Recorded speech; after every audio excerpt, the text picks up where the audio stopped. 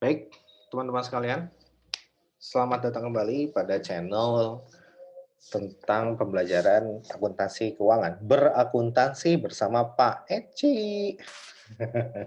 Baik, pada pembahasan sebelumnya kita sudah berbicara mengenai teori-teorinya ya. Terakhir itu adalah yang pada yang diterbitkan secara fair value accounting. Nah, sekarang kita akan membahas latihan 13.8 dari buku Pak Lutfi Mahrus dan Pak Lita Frizi Biswan. Silakan teman-teman semua mendownload buku dan Excel yang ada di hadapan teman-teman sekalian ini yang sedang kalian lihat dan juga PPT-nya ya dalam bentuk PDF pada link yang ada di deskripsi dari video ini ya. Silakan di-download dan jangan lupa bukunya insya Allah itu gratis karena Pak Lutfi insya Allah sudah mewakafkan kepada umat ya. Jadi silakan dimanfaatkan dengan sebaik mungkin dan semoga bisa mendapatkan nilai ibadah bagi Pak Lutfi Mahrus dan Pak Lita Biswan ya. Ya, Masya Allah mereka berdua itu ya, subhanallah. Nah baik, kita akan lanjutkan ya. Jadi untuk 13.8 ini sebetulnya berbicara tentang negative amortizations ya, amortisasi negatif. Ini konsepnya berawal dari penjelasan yang sebelumnya ya, nah yang ini ya, yang ini. Kemudian dikembangkan ya, dikembangkan dengan beberapa digabungkan juga dengan konsep dari pelunasan utang ya, pelunasan utang. Nah, seperti itu. Jadi ini digabungkan comprehensive problems dari negative amortizations plus juga pelunasan utang.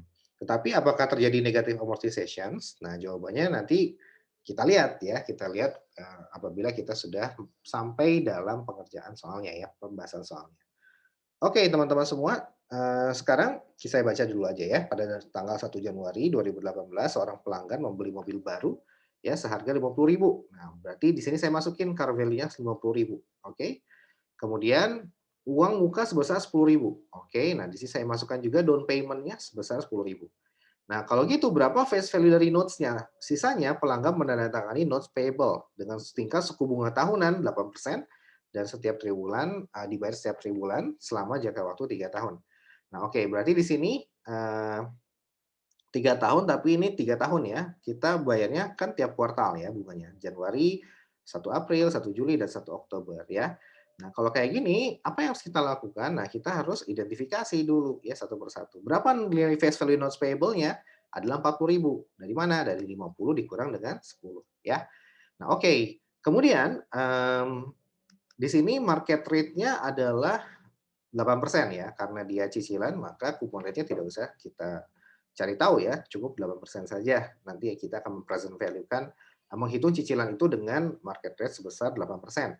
Nah, kemudian yang harus kita lakukan selanjutnya adalah pertama, karena ini quarter atau kuartal gitu ya, maka kita harus mengubah. Mengubah apa? Yang pertama mengubah periodenya dari annual menjadi kuartal.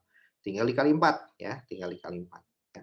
Kemudian mengubah market rate-nya dari annual menjadi kuartal ya. Berapa? Tinggal dibagi 4 ya, 8% dibagi 4 sama dengan 2%. Nah, dari sini barulah kita lihat gitu ya bahwa tahun pertama dibayar 1.000.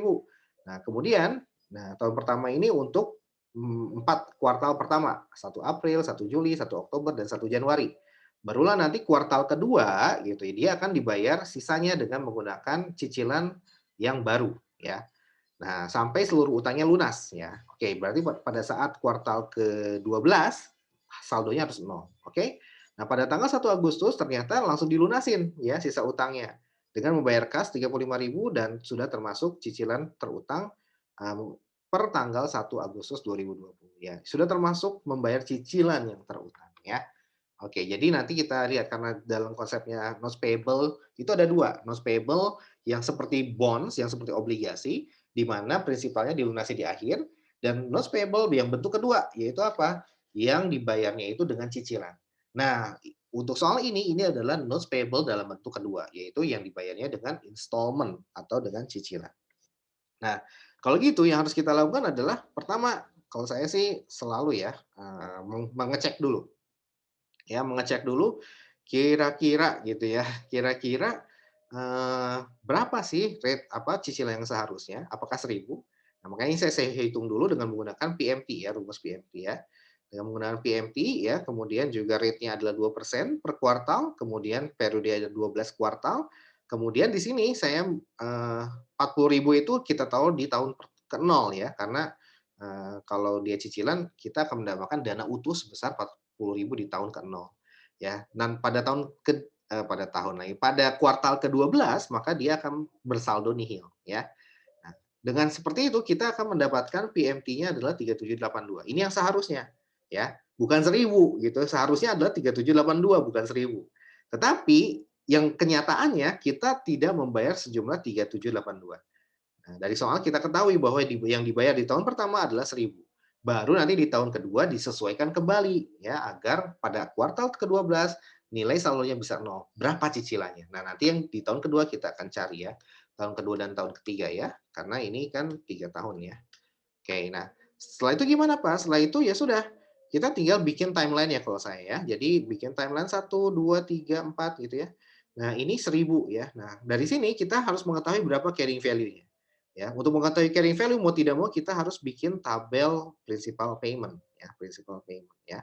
Ya udah kita bikin saja 1 Januari 2018, 1 April periode pertamanya, periode keduanya 1 Juli, periode ketiganya 1 Oktober 2018 sampai periode keempatnya adalah 1 Januari 2019 ya. Dari sini kita kita analisis dulu ternyata cash paid-nya 1.000. Interest expense-nya berapa? Interest expense-nya adalah 2% dikali dengan 40.000 sama dengan 800. Nah, dalam hal ini tidak terjadi negative amortization. Kenapa? Karena cash paid masih lebih besar dibandingkan interest expense. Akan tetapi, apakah cukup untuk melunasi utang sampai dengan periode ke-12 sehingga nanti di periode ke-12 nilainya akan nol? Jawabannya tidak cukup. Kenapa? Karena masih kurang. Kenapa masih kurang? Kita tahu 3782 yang seharusnya ya. Kalau dibayar dengan cicilan sebesar 3782, maka di periode ke-12 pasti nol. Tapi kalau nilainya kurang dari 3782, maka tidak akan nol nanti di periode ke-12. Nah, oleh karena itu kita harus cari gitu ya.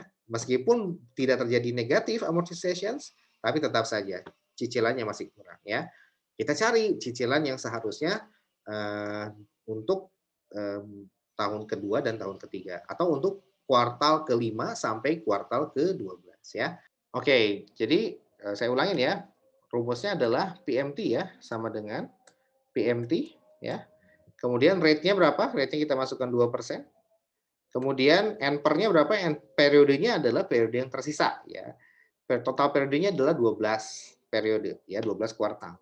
Yang sudah kita lalui berapa? Yang sudah kita lalui adalah 4 kuartal ya. Berarti 12 dikurang 4 ya sama dengan 8 periode.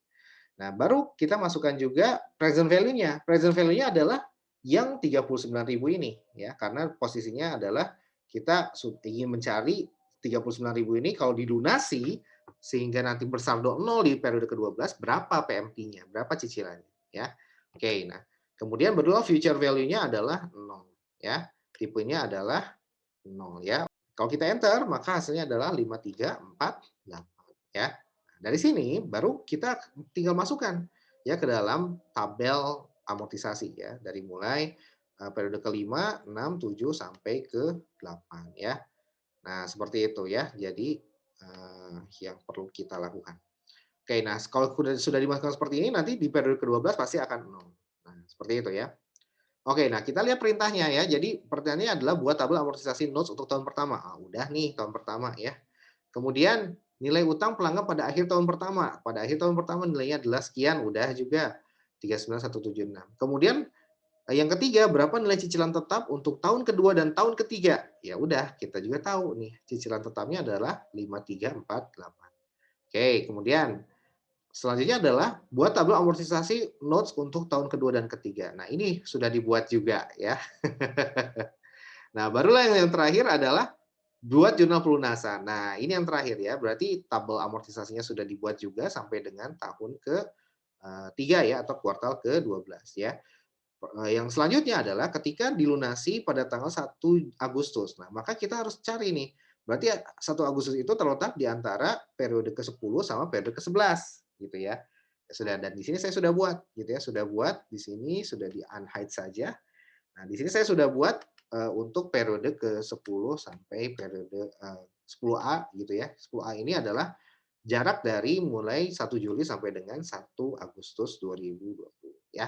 Nah, karena soalnya adalah di sini ya, pelanggan melunasi utangnya dengan membayar kas senilai 35.000 dan dalam kas ini sudah termasuk cicilan yang terutang per tanggal 1 Agustus ya.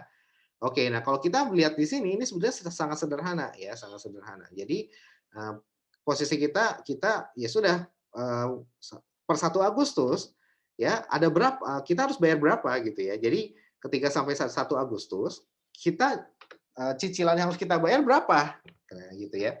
Cicilan yang harus kita bayar adalah 1.783. Ini adalah 1/3. Jadi kan karena ini kuartal berarti, kuartal itu dari mulai Juli ya, 1 Juli, Agustus, September karena 1 Oktober sudah masuk kuartal berikutnya, gitu ya. Nah, oleh karena itu gimana? Oleh karena itu ya sudah berarti kita akan membayar cicilan dari mulai 1 Juli sampai dengan 1 Agustus, which is itu 1 bulan. Tinggal 1/3 dikali berapa? Tinggal 1/3 dikali dengan yang bawah ini, gitu ya, yang bawahnya ya 5348. Nah, kemudian interest expense-nya berapa? Interest expense-nya juga sama ya. Sepertiga dikali yang bawah ini ya, 208 ya. Oke, kalau nah barulah kita lihat berapa pengurangan principal decrease-nya. Principal decrease tinggal dikurangi ya. Cash paid dikurangi dengan interest expense sama dengan 51713. Nah, kalau kita sudah membayar cicilan sebesar 1783 which is terdiri dari 69 interest bunga dan 1713 itu untuk mengurangi cicilannya, maka saldonya akan bernilai sebesar 8670. Nah, kita ingin membayar 1783 plus 8670 senilai 35.000 gitu ya. Apakah ada gain or loss? Nah, ini yang kita akan coba lihat ya. Sebetulnya ada beberapa cara sih untuk membahas metode apa namanya jurnal yang pelunasan ini. Dari sini saya sudah diskusi dengan Pak Lutfi ya dan Bu Lestari juga dan kita apa namanya ada 3 kemungkinan jawaban ya. Approach 1, approach 2 sama approach 3 ya. 1, 2, dan 3. Nah, tapi kita yang akan pilih adalah approach yang ke 1 ya, yang menjadi patokan dan acuan utama kita ya. Oke, oleh karena itu di sini saya hanya akan membahas yang apa namanya pendekatan yang pertama saja ya. Nah, kalau pendekatan yang pertama kita hitung dulu berarti interest expense dan principal payment yang dibayar dari mulai 1 Juli sampai dengan 1 Agustus adalah berapa? Adalah segini ya. Jadi, nah ini tinggal di-copy aja. Oke, jadi di sini principal payment-nya kita akan copy dulu. Oke, nah tinggal 69 ya, yang ini ditambah dengan 1713 sama dengan totalnya berapa? 1873 ya. Nah, sisa carrying value-nya berapa? 8670 ya. 8670. Ya udah tinggal dibayar aja karena yang dibayar sesuai dengan perintah soal adalah cicilan plus bunga apa utang yang tersisa, ya udah berarti cicilan yang terutang di 1 Agustus adalah 1783 ditambah dengan sisa utangnya yaitu 8670 ya.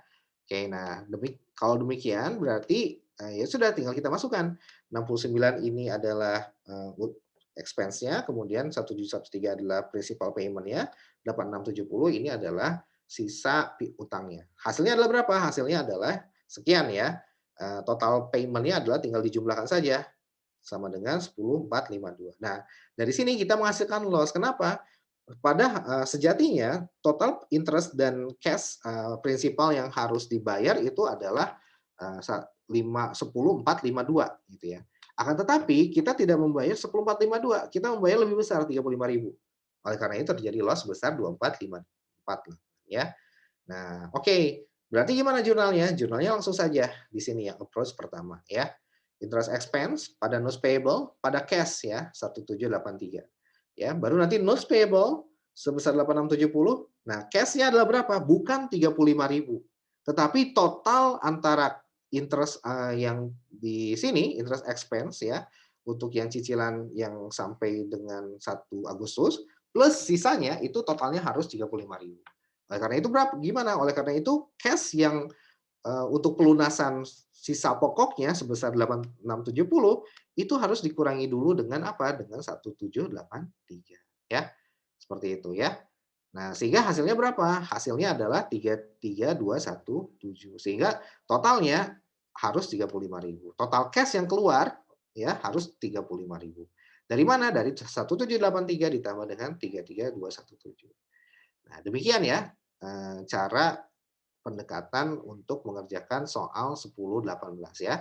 Semoga bisa bermanfaat. Sampai jumpa pada video berikutnya. Terima kasih.